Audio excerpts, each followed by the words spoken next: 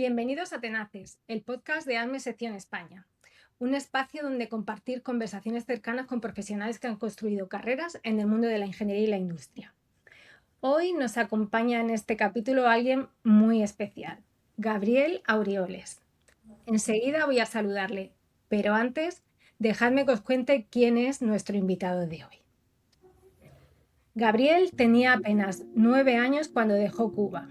La llegada del comunismo transformó su país y, como tantas otras familias, la suya tomó una decisión difícil: emigrar a México para buscar un futuro diferente. Aquella mudanza no fue solo un cambio de geografía, fue el comienzo de una vida marcada por la adaptación, el aprendizaje y el esfuerzo. México se convirtió en su hogar.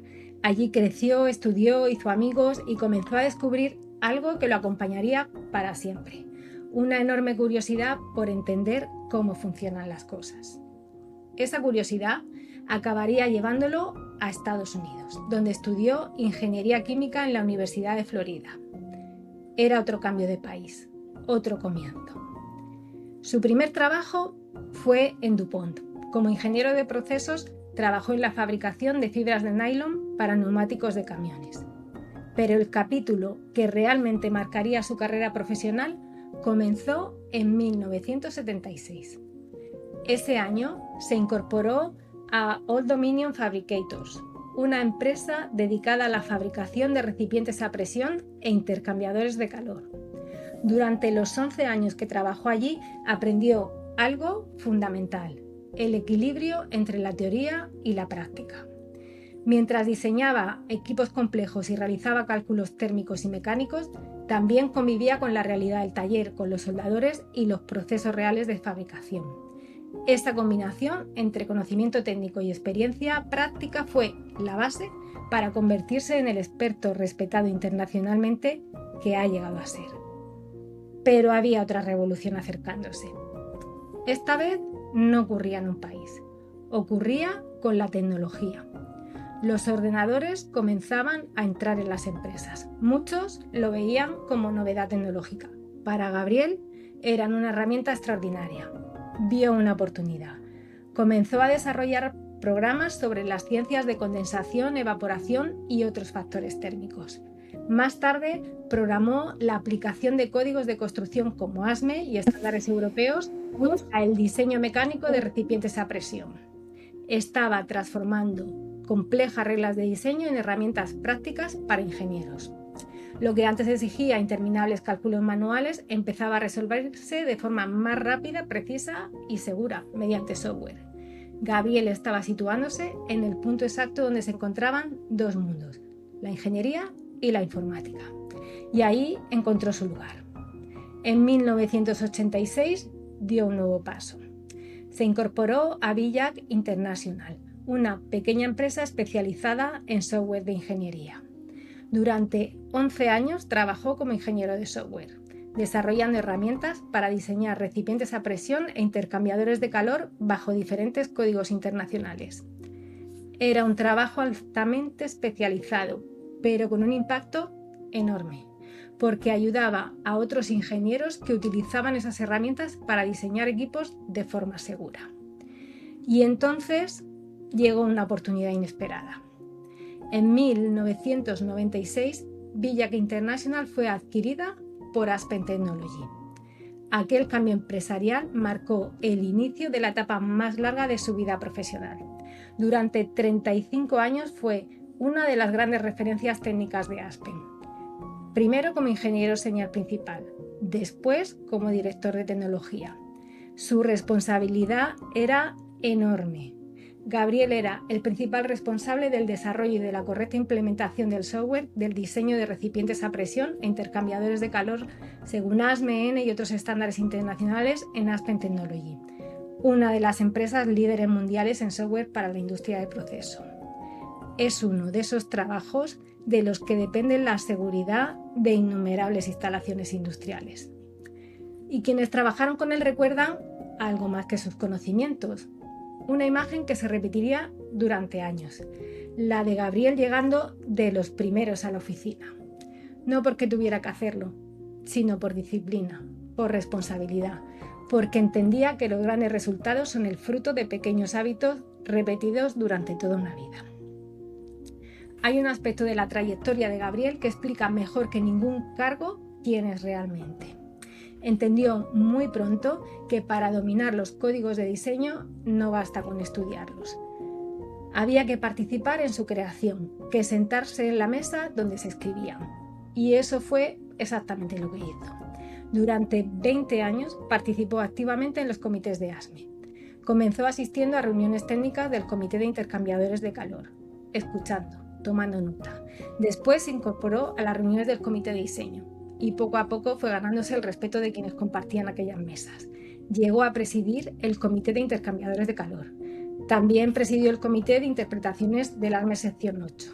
Fue miembro del Comité de Diseño, miembro del Comité de Normas ASME Sección 8 y actuó como puente entre equipos internacionales y estadounidenses, coordinando el Grupo Internacional de ASME en Argentina con los grupos norteamericanos. Gabriel contribuyó tanto en ASME que su nombre está incluido en los propios códigos. Sí, esos documentos que utilizamos todos los días ingenieros de todo el mundo y que seguirán utilizándose durante generaciones. Es el resultado de décadas de estudio, experiencia y generosidad profesional, porque a los comités de ASME no se va a recibir reconocimiento, se va a contribuir de forma voluntaria. Hoy, después de toda una vida dedicada al aprendizaje, la innovación y la ingeniería, Gabriel disfruta de su jubilación entre Florida y Seattle junto a su mujer Joan. Y a nosotros nos ha dejado algo muy valioso, su conocimiento. Un conocimiento que permanece en los programas de Aspen, aun cuando él ya no está en su oficina, y en el código ASME que ayudó a escribir, aunque hoy ya no participa activamente en las votaciones. Un conocimiento que nos sigue ayudando y nos sigue resolviendo problemas a miles de ingenieros cada día. Gabriel, bienvenido al podcast Tenaces. Es un placer y en este caso te digo un verdadero honor tenerte aquí. Muchísimas gracias. Qué introducción más fabulosa. Toda mi vida en 10 minutos. Qué maravilla, qué maravilla. Lo hiciste súper bien. Ay, no sé si todos los datos son correctos, si hay algo Sí, que todos quieras, correctos. Todos son correctos. Gracias. pues una trayectoria impresionante, la verdad. Así Además, es como la vida sucede, ¿no? De repente estás en un lugar y estás aprendiendo algo que dices, bueno, voy a buscar más. Y así sigues con ese ímpetu de entender más. Y así fue como empezó todo con el ASME, con los diseños de presiones de recipientes de presión, de intercambiadores de calor. Me ha ido muy bien, la verdad. comparto esa opinión, la verdad, totalmente. Mira, vámonos quizás a finales de los años 80. Ahí tú ya habías trabajado más de 10 años en Old Dominion Fabrication, un fabricante de recipientes a presión en Chester, ¿no? En Virginia, en el estado de Virginia. Exactamente. Ahí ya tenías tu criterio técnico formado durante una década y justo en ese periodo coincide la implantación de los ordenadores en las empresas, ¿no? Y tú empezaste a programar. Hiciste ahí pues una transición. ¿Cómo fue ese momento? ¿Cómo fue ese cambio? Sí, sí, fue una transición muy interesante, porque yo empecé a programar con computadoras muy pequeñas como calculators, ¿verdad? Ujú. Muy pequeñas con cinta y grabando con 4K de memoria. Y yo aprendí mucho con una persona que había estado en la industria como 40 años cuando yo lo conocí, que yo tenía veintitantos. Y esa persona realmente me dio mucho conocer la cuestión práctica de los diseños. Y así empecé con la computadora con 4K y con programarlas y después seguí con computadoras de WAN que eran realmente pequeñas, con floppy disk. Y después hasta programé multi-spindle drills para la fábrica de Old Dominion y que también fue muy interesante para, para los espejos, como decimos, o los tube sheets, Ah, cómo abrir los huecos con esta máquina, ¿verdad? Entonces también la programé y muy interesante. y eso fue algo como natural o la gente del taller te miraba como una rareza o era... No, no eran una rareza. Fue cosas totalmente nuevas que nadie entendía, ni yo tampoco. Había que estudiar con un manual y cómo se hace esto y por qué esto toma tanto tiempo y así poco a poco, facilitando la programación y el proceso rápido de poder hacer las cosas más rápidas que en vez de estar con un papel y una pluma calculando todos las ecuaciones. Las ecuaciones, eso es algo que ni en mi generación se puede imaginar, ¿eh? O sea, yo, por lo menos con calculadora. De Y yo la... te digo que tenía el slide rule. Sí, madre mía. Y Cuando empecé así, y imagínate. por eso te decía lo de rareza, porque era algo tan diferente que quizás estando ahí en el taller, pues no era algo como tan, un proceso tan lógico de evolución. Pensaba que quizás tú, que has tenido que ir adaptándote en la vida también por tu contexto en la infancia y tal, pues estabas como más dispuesta a decir, madre, pues esto es lo nuevo, me lanzo como un loco a por ello, que aquí hay algo. Y es más, había un ingeniero más o menos como de 50 años que estaba conmigo y él me dijo, mira, ¿sabes qué, Gabriel? Yo no entiendo esto. Yo me voy de esta compañía, yo me voy a otra, no entiendo qué hacer y ahí te dejo y ahí me dejó. Sí, Así que como aprender dentro del fuego, ¿verdad? Estás en el fuego y no te quieres quemar, entonces pones el agua y lo que sea, ¿no? Y así salí. ya veo. Sí, porque además el cambio no era solamente coger y hacer algo como más rápido, era de repente pasar de un lenguaje al lenguaje de la lógica, de meter la programación. Es un cambio importante, la verdad.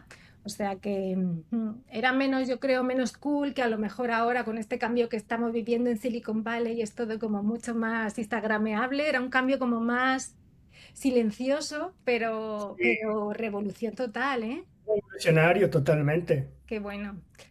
Pues unos inicios, vamos, ya lo de tener la parte del diseño y el taller es mucho para muchos, ya que enseguida venga un cambio tan tremendo es mucho, pero es que en relativamente poco tiempo, después de haber estado 10 años en Villac International, una empresa de software pero relativamente pequeña, ahí en el Así 96 adquiere la empresa Aspen Technology.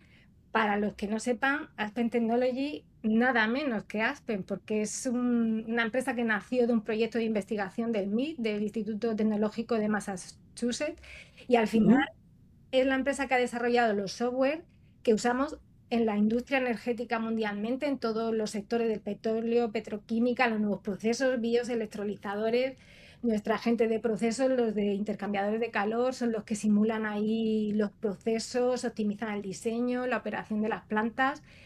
Y al final, tú ahí estuviste 35 años, los 10 últimos como director de tecnología, donde eras el principal responsable del software, del diseño mecánico de los cambiadores, según ASME o según otros códigos. Menuda responsabilidad. Madre mía, porque las implicaciones de seguridad en las plantas industriales es directa totalmente. Cuéntame un poco de esa época de Aspen. Sí que esa época de Aspen fue muy interesante también porque la trayectoria más o menos iba con la industria. Había que tener este software para los cálculos de los intercambiadores o de recipientes a presión muy desarrollada, pero muy desarrollada desde el punto de vista de que no falle. Porque imagínate si el software te da un resultado que no es. Y entonces teníamos varios programas, digamos, en paralelo para estar seguro que el software principal que teníamos daba los resultados correctos. Y muchas veces no los daba, entonces teníamos que volver a empezar de nuevo. ¿Dónde está el error? ¿Qué pasó? Y así es como ir en unos escalones buscando siempre que el resultado esté correcto, pero que aparte el resultado que más o menos exista algo que los usuarios lo puedan usar, que las compañías grandes que vayan a comprar estas herramientas que estén aseguradas de que van a estar bien construidas y bien diseñadas. Por favor, Exactamente, exactamente. resolución Entonces, todos los días, muchos de nosotros, sí, así que sí, sí, sí. Y había que poner las tensiones de los metales, había que poner las ecuaciones correctas, por ejemplo, para condensación, como estábamos hablando antes, o por evaporación, porque si de esas correlaciones no están correctas, como decíamos, no va a funcionar el equipo. Y entonces habíamos que estar seguros de que es el tamaño correcto, el diámetro correcto, la longitud, etcétera. Y fue muy interesante, pero como siempre es todo en pasos, poco a paso. Primero caminas, después empiezas a correr un poco más, después empiezas a correr más rápido, después empiezas a volar. sí. Pero sí, fue una cuestión muy interesante. Y todo fue programado en Fortran, que Ajá, es algo que en este momento me doy dando cuenta que no mucha gente conoce el Fortran, conoce es verdad, es verdad. el Visual C o el C++, Sí, etcétera, pero el Fortran casi nadie, pero eso fue cuando empezó toda esta revolución de computadoras en el 60 y hasta antes se ujú. usaba el Fortran para la programación. Y lo único que yo creo que no había llegado tanto a las empresas, ¿no? Eran como se usaba, pero con unos armarios de ordenador que... Unos armarios gigantes. Sí, Después te puedo mandar unas fotos de los armarios que usábamos antes en el principio. y ahora con el móvil, ¿eh? Que tenemos hasta unas aplicaciones para hacer barbaridades. Así es, así es. Vaya, estamos viviendo una época magnífica, ¿eh? O sea, son unos cambios, qué suerte, la verdad, haber pillado este momento. Bueno, y la verdad es que tu criterio técnico se ha desarrollado como en tres niveles que yo creo que muy rara vez coinciden en una misma persona, ¿no? Primero, el diseño de los equipos en taller, además ahí en contacto con la fabricación real para formarte un criterio técnico pues muy sólido. Luego el desarrollo de software que interpreta los códigos y tienes que entender ahí de verdad y poner en ese lenguaje de programación el proceso. Pero luego el tercer nivel en los grupos profesionales que escriben las reglas de diseño, ¿no? Tú en un determinado momento pensaste que era importante para tu carrera involucrarte directamente en ASME. Cuéntame por qué. Sí, eso es muy importante, porque cuando estamos viendo a estos códigos, hay que reconocer que fueron escritos por voluntarios. Nadie les pagó nada. Y esos voluntarios vienen de muchas partes de los usuarios. Pueden ser los que diseñan, que no tienen nada que ver con los que producen, que no tienen nada que ver con los que dan la autorización para que exista en una instalación el equipo. O sea, hay varios niveles que todos más o menos tienen que estar de acuerdo en seguir ciertas reglas.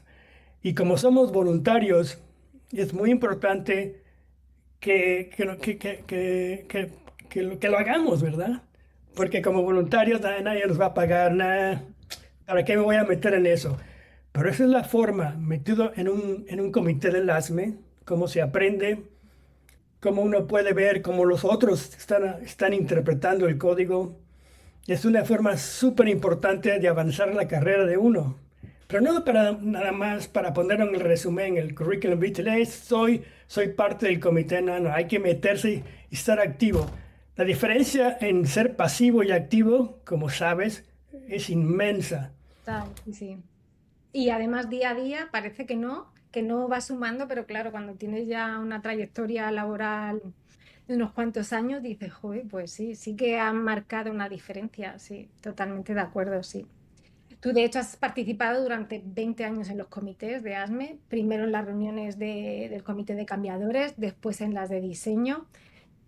Eres miembro del comité de diseño, también miembro del comité de las normas ASME, y en realidad hay miles de ingenieros que utilizamos ASME todos los días, pero no es tan habitual que la gente sepa realmente qué procesos hay detrás y qué hay detrás cuando lo están escribiendo.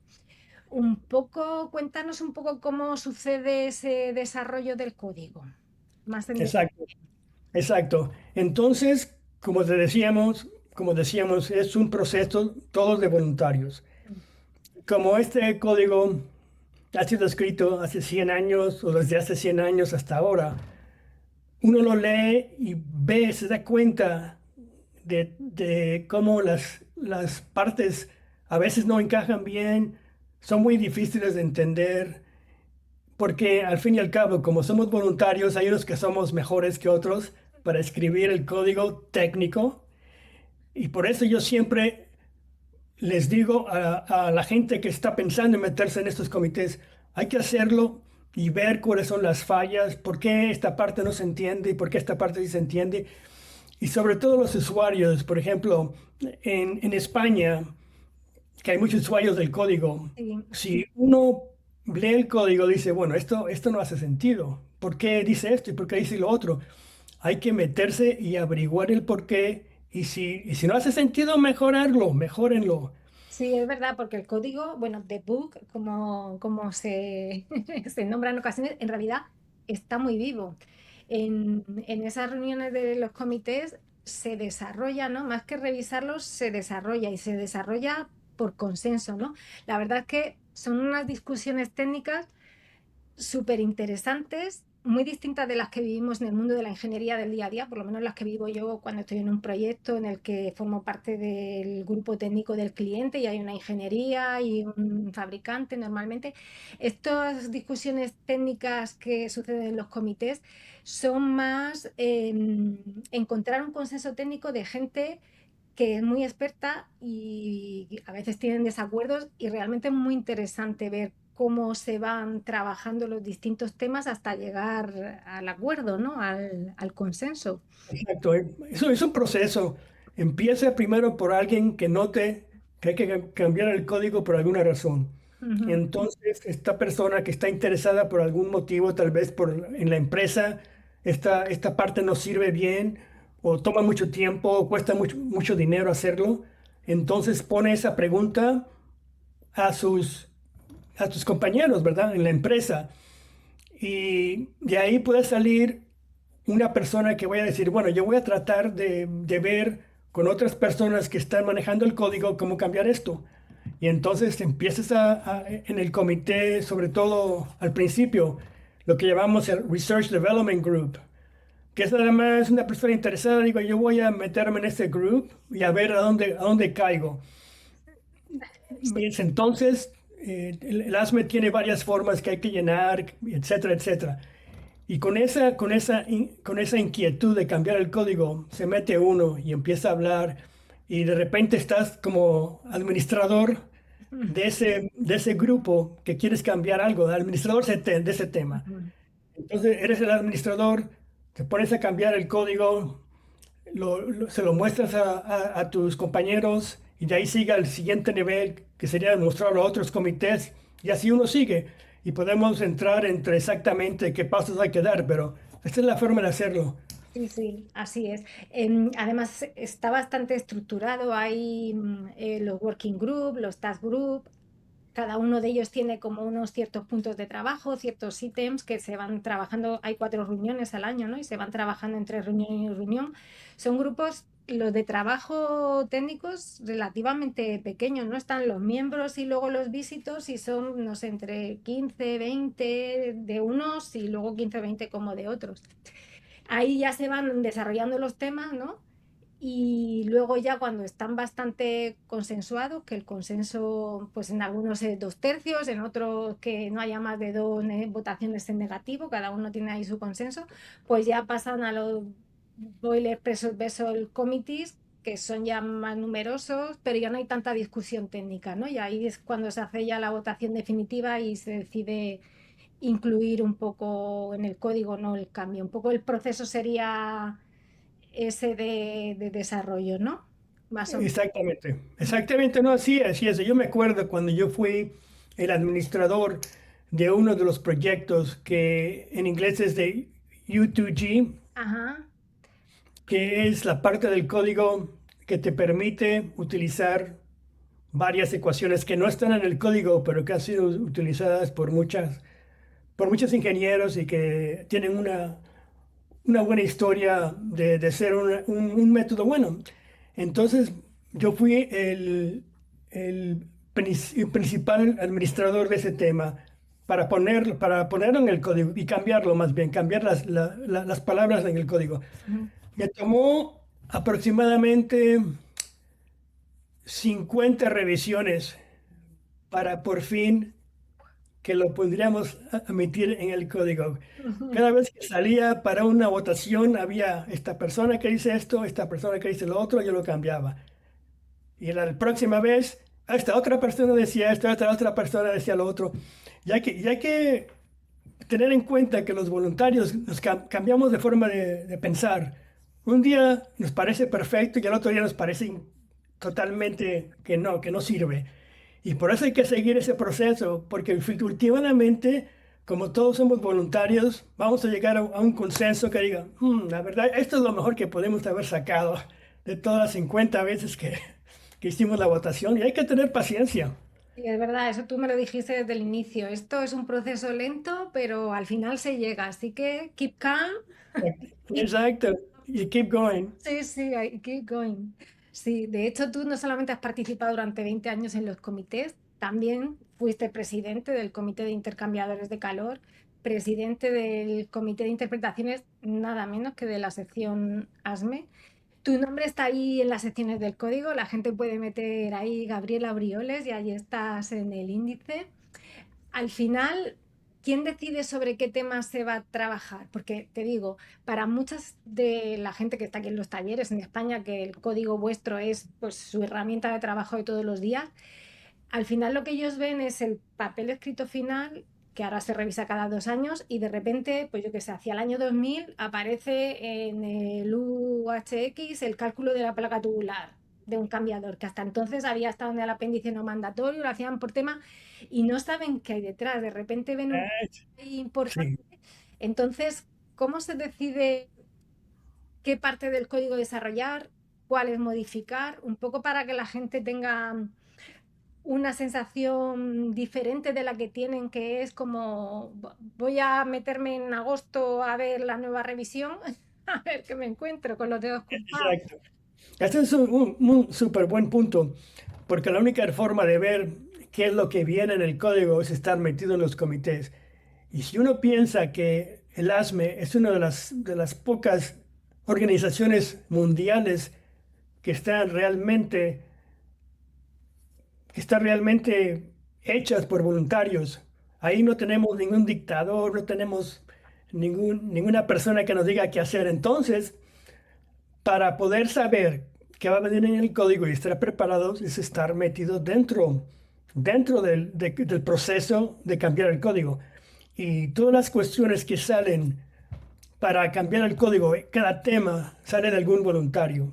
Pero es importante pertenecer a los comités. Entonces, cada voluntario va a decir, bueno, esto me parece bien o me parece mal, y en vez de ser una sorpresa, como dices, Sí, sí, ahí al final de agosto, cuando sale el código, cuando uno lo tenga, dice, bueno, ¿y esto cómo salió?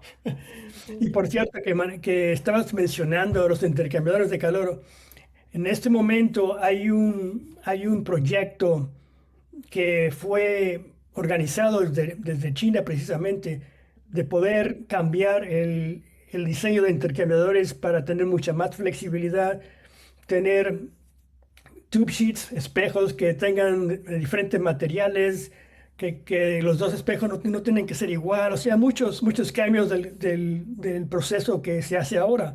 ujú, Y eso va a tomar tiempo, pero ya está, ese tema lo puede uno buscar ahí en el ASME, en la sección del website, ujú. puede uno encontrar este tema y estudiarlo. Y esa es otra forma también de cómo encontrar cosas que van a venir, es Sí, buscarlas dentro del sistema. cierto, estoy como más activo, no esperando ahí, sino estar más en contacto. De hecho, yo tuve la suerte de que me aceptaras como contributing member en uno de los grupos de los que tú eras presidente. Para mí, la verdad, esas reuniones fueron súper enriquecedoras, interesantes. También he de decir que muy retadoras técnicamente. Y he de confesar que ahí agradecí mucho el ambiente personal que tú creabas, que la verdad es que a mí me encaja en mi manera de trabajar. Yo diría que era un grupo como con un espíritu así como más latino. No sé si tú tienes algún Sí, sí, sí, un poco más animado. Éramos más animados, presidente, yo recuerdo muchísimo claro. tu Oye, martillo, tu exactamente. para llamar al orden, para nada en plan autoritario, era para sacarnos una sonrisa cuando ya era el momento de empezar, pues oye, o cuando la discusión se iba un poco de tiempo, lo que fuera, pues para reconducir la conversación. Pero la verdad es que recuerdo esas reuniones con gran cariño y te agradezco mucho, mucho que me dieras la oportunidad de participar activamente en ellas porque aprendí mucho de cómo, de todo lo que hay detrás del código, aparte de las cosas técnicas.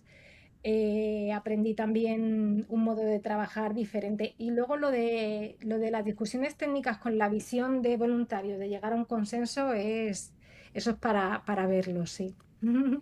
Definitivamente, definitivamente. Y eso como te digo, es una parte muy importante de que todos somos voluntarios y lo hacemos porque nos parece que es una buena idea. Sí. Y así seguimos.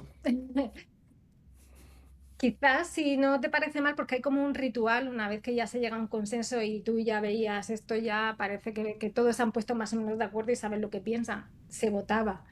Y yo la primera vez que lo oí fue como, uy, ¿qué hace esta gente? No sé si te parece bien que hacerlo aquí para que los que no tienen ocasión de ir allí a Estados Unidos a las reuniones se hagan un poco una idea de cómo es ese ritual, entre comillas, de votación. Sí, sí, sí, sí, es un ritual, digamos, cuando uno está en esos comités se convierte en un ritual muy normal, muy normal. Entonces, normalmente en el nivel del comité, digamos, de intercambiadores, se hace la votación ahí. No tiene que haber un solo negativo, dos negativos, no importa los negativos que haya. Lo importante es que el proceso, el consenso, se haga en una forma en que al final de cuentas la mayoría Sí, esté de acuerdo. sí, Porque normalmente uno no va a sacar al 100% de la gente que va a decir, no, yo no estoy seguro, lo que fuera. Entonces tienes la mayoría. Pero dependiendo del presidente, digamos, cuando yo era presidente, si una persona tiene un negativo, que yo creo que es bien importante, que nadie más lo pensó, pero es uno solo, digo, hay que parar esto un poco, no hay que pensarlo más. Pero si son otros cinco negativos que más o menos no tienen mucho sentido porque a lo mejor eran estaban quejándose del idioma o algo así que no era realmente técnico, yo pienso, no, eso está bien, vamos a seguirlo hacia adelante. ya. Entonces, el nivel después, claro, es la sección 8 que ya otros van a comentar sobre el tema. Entonces hay que tener un poco de cuidado ahí entre los negativos que realmente son técnicos y los negativos que nada más se quejan sobre el idioma, que por qué pusiste esta palabra, esta otra palabra. Sí. Y cuando tú ya ves que hay consenso, entonces decías algo como, ¿Do we have a motion? Sí, sí, es como en la parte inglesa tienes un nombre, Parliamentary Rules, Ajá, que tiene que haber una persona que ponga el motion. ajá. Y el motion es, vamos a probar esto, En español es como la propuesta. como Entonces, la propuesta, exacto. luego, ¿Do we have a second? Alguien que lo apoya, ¿no? Exacto, alguien tiene que lo apoya. Y luego la Que, frase favorita. All those in favor say hi. exactamente, Hi. exactamente. Entonces todo es como si fuéramos en el inglés antiguo. Sí, sí. Hay como ojo, Hay, sí, en realidad se escribe A-Y-E, que es como una forma formal, decir un sí en una voz forma, exacto. en las votaciones. Exacto, y todo sigue esta cuestión parlamentaria Sí, de la forma inglesa de hacer estas votaciones. sí. Entonces, la propuesta, que haya un segundo que diga si está bien, vamos a poner la votación. Después, discusión, si Ujú, alguien quiere discutir esto, y sí, después la votación. Y una vez que ya se vota, ya no puede uno decir, no, yo pienso esto. No, no, para eso fue la votación, para que lo hayas pensado y que si tienes algo que quieres decir, dilo antes de la votación. sí. Yo recuerdo la primera vez que asistí a una votación, yo estaba como visitor y estaban los miembros, eran los inicios de cuando yo fui a estas reuniones. Y claro, veía ahí la discusión que yo tampoco. percibía tan claramente que ya se había acabado, pero el presidente sí, y entonces eso, dijo, "Do we have a motion?", y todos ahí, hi, y yo dije, ¿qué ha pasado? La verdad es que es interesante, interesante Muy interesante, muy de y interesante. sí. Tú además, los grupos internacionales de ASME, bueno, pues son una parte muy importante para el desarrollo de las normas dentro de ASME. De hecho, existen más empresas certificadas con ASME fuera de Estados Unidos que dentro, y el nombre oficial de la asociación es ASME International. Y decía, tú además has sido coordinador entre el Grupo Internacional de ASME en Argentina y los grupos americanos. En realidad, ¿qué ventaja crees que tiene pertenecer a un grupo internacional de ASME para aquellas personas que no son norteamericanas? Y luego también, ¿cómo enlazan esos grupos que, imagínate, aquí en España, un grupo, pero en realidad, ¿cómo se enlaza ese grupo con los americanos que al final sois quienes aprobáis los cambios en el código? Cuéntanos un poco. Exacto, exacto, sí. Sí, los comités internacionales, como dices, son muy, muy, muy importantes. Y ya ahí tenemos media docena de comités internacionales. España fue uno de los últimos, ¿verdad? Sí, sí. Que qué bueno, porque siempre pensé, bueno, España tiene que tener algún comité. Y entonces lo que sucede es que en el comité internacional, uno, por el idioma, se ve que ciertas secciones en inglés no están muy correctas. Cuando uno habla español o habla lo que fuera, uno no lee esa parte en inglés y dice, no, eso no tiene razón. A lo mejor a una persona norteamericana diga, sí, sí hace sentido, pero normalmente la mayoría de la gente internacional no lo entiende en la misma forma y eso hay que cambiarlo. Ya, Y entonces la parte internacional es sumamente importante, porque como decimos, hay más usuarios internacionales que norteamericanos y el ASME está muy consciente de eso y por eso ellos quieren aumentar mucho la participación de las personas que no están en Estados Unidos. sí, Y sí. ahora es mucho más fácil, claro, el horario es Total. un problema. El No, horario es un problema. Pero yo me acuerdo en nuestras reuniones que muchos hay hybrid, ¿verdad? Decimos, sí, sí. secciones híbridas donde puedes tener un Zoom, El ¿verdad? horario es un problema, pero ya no tanto con, efectivamente, pudiendo tener reuniones por Zoom o por Teams. Yo me acuerdo que la primera vez que fui a la me fue en el 2007 y ahí, claro, presencial y entre medias no te veías. Ahora el horario, nada, no es tanto problema. Lo que decías del idioma es el término este que comentabas de Clarity Rewrite, ¿verdad? Exactamente, Poder escribir exactamente. contigo con fácil de entender y sin contradicciones, también consecuencia de que los voluntarios han estado ahí durante años desarrollando el código. Exacto. Entonces, como decíamos, digamos, el comité, el grupo de España, que va a estar a una hora, a 6, 7, 8 horas de diferencia, Mm, a veces hay alguien que va a decir, bueno, yo voy a estar ahí a las 9 de la noche o cuando sea y voy a estar ahí presente. Yo me acuerdo que hay varios grupos de gente en Japón que se quedaba y a las 2 de la mañana estaban ahí en nuestra reunión y yo decía, bueno, esta gente no duerme o qué, o los grupos de la India.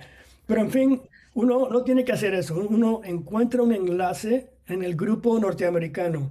es verdad. Eso es bien importante. El chairman, el presidente del subgrupo, entonces mantener a esta persona en comunicación y que esta persona sepa lo que están trabajando los grupos en España. Ujú. Y luego tiene un tema bien importante, por ejemplo, Clarity Rewrite, aclarar el código.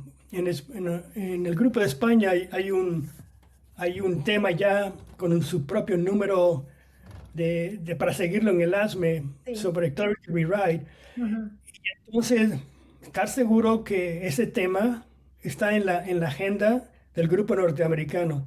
Y si no puede estar en la agenda, que alguna persona del grupo norteamericano se convierta como en representante para que les cuente lo que la gente en España quiere hacer y que él se encargue de avanzar ese tema. Yo creo Y que esa comunicación es bien importante. sí, yo creo que en la última reunión que hubo del comité, una de las personas de España estuvo allí presencialmente, o sea que sí. La verdad, muy interesante. De hecho, tú, Gabriel, Yo diría que has cubierto el ciclo completo de construcción para tener un criterio técnico súper sólido. Primero haciendo diseño, pero desde el taller, donde se hace evidente si eso que se calcula se puede fabricar o no. Luego poniendo ese diseño en lenguaje lógico, programando y ya finalmente pues desarrollando los propios códigos. Me imagino que tu crecimiento personal en ese proceso pues ha tenido que ser súper reconfortante. Y te veo ahora y también te veo súper feliz en esta nueva etapa disfrutando de tu jubilación. ¿Cómo has Sí, esa otra adaptación? Es un poco porque como ya desde pequeño has tenido que ir adaptándote ahí, Cuba, México, Estados Unidos, pues ha sido una transición. Lo digo porque a veces personas que han tenido un trabajo tan retador, que te ha aportado tanto a ti como persona, pues la transición quizás le cuesta más. Y verte a ti, la verdad es que da mucho gustito. sí, gracias, gracias. Mi transición fue muy fácil. Un día pensé, Yo ¿tengo que pensar del ASME o tengo que empezar a Spentec o me voy a la playa a caminar en la arena? Ah, la playa, claro. sí, sí. Para Así que mí, sí, yo he tenido suerte. sí, para mí te digo sinceramente que eres un ejemplo de adaptación, algo que en estos momentos que estamos viviendo en todos los ámbitos, pero el laboral también, pues algo que necesitamos todos. Así que para mí eres un ejemplo y seguro que para muchos de los que te conocen también lo eres y ahora se están acordando de ti porque tenemos que adaptarnos ahí, además en 5 minutos, que está cambiando todo, pero súper rápido. Súper rápido, súper rápido. Yo te digo que también pueden comunicarse conmigo vía email. Gracias. Dile a todos en España, a todos los que estén viendo esta transmisión, que se comuniquen conmigo. Si soy en la playa, los voy a ignorar, pero a lo mejor no estoy, así que me encantaría contestarles sus preguntas o lo que fuera. Ay, qué bien, si es que eres majísimo. Muchísimas gracias, Gabriel, por ofrecerte tan generosamente, la verdad. Para terminar, te dije que te preguntaría al final un par de libros que te hayan sido Bien. importantes en tu carrera, quizás uno técnico y otro que no lo sea tanto, de desarrollo personal, lo que hayas disfrutado mucho. ¿Cuáles has elegido? Sí, técnicos, hay uno del 1984 que era titulado Mechanical Design, algo así. Si no, no tengo el libro aquí, desgraciadamente, pero fue un libro muy, muy base en el desarrollo de mis programas, porque ahí vi cómo esta persona o personas estaban detallando todos los diseños en una cierta forma estructurada. Pero de cualquier forma, ese fue un libro importante Ujú, desde el punto de vista de la estructura. ujú. Y un libro que estoy leyendo ahora, que es de ficción totalmente, es este de Brian Sanderson, Ajá, que es 100% ficción. Son 5 libros. Este ajá. se llama The Way of Kings, ¿verdad? Y claro que este libro no lo leo yo, sino lo leo en Kindle, en iPad. Pero lo compré y dije, no, yo no voy a cargar esto. Entonces tengo ahí mi iPad y lo voy leyendo. Pero son 5 libros y totalmente, todo inventado, 100% inventado, es fantasía. Sí. Pero escribe muy bien el Brandon Sanderson. Pues oye, buena recomendación ahora para el verano, que hay gente que le gusta ir a la playa, no en mi caso, pero ahí tener un buen libro para pasar las horas viene bien. Gabriel, ha sido un auténtico privilegio, te digo, charlar este rato contigo.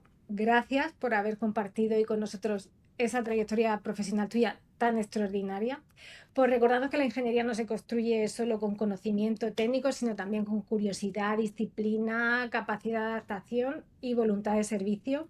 Y bueno, ya has dejado tu huella en el software que utilizamos miles de ingenieros todos los días y en los códigos que ayudan a garantizar la seguridad de nuestras instalaciones, pues todos los días. Me Muchas fascina. gracias por acompañarnos en Tenaces. De nada, un placer. Muchas Y a gracias a todos, ti. y a todos los que nos habéis escuchado hasta aquí, pues gracias por acompañarnos una vez más. Hoy hemos recorrido una vida marcada por la adaptación de Cuba a México, de México a Estados Unidos, del diseño al software, del software a los comités que construyen las reglas, que son la base de nuestra profesión. No nos viene mal un ejemplo de adaptación en estos tiempos de ahora. Yo soy Irene García y esto ha sido Tenaces, el podcast de ASME Sección España.